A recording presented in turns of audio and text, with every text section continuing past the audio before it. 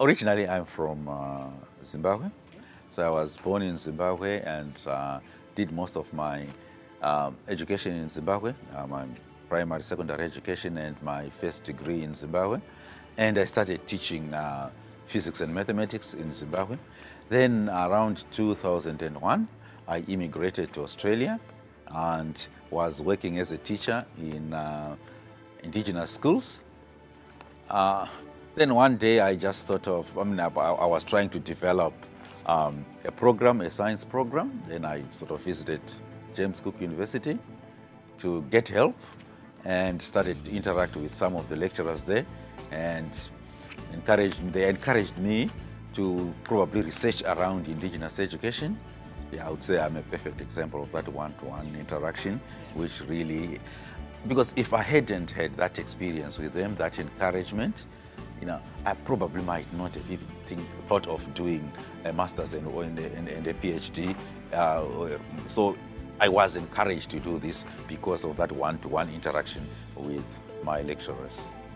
My research really was around indigenous learners, how middle school indigenous learners can use their cultural knowledge to engage in the content-heavy subject like science and maths, for example.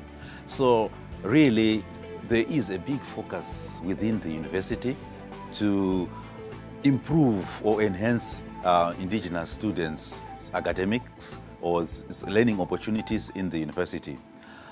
It is important because one of my subjects I teach, which is education for cultural diversity, basically says or talks to us as educators or pre-service teachers, we call our students pre-service teachers, to equip them to actually be able to interact in the classroom with students from different socio-cultural backgrounds, right? And realizing that every student can learn if they're actually given the right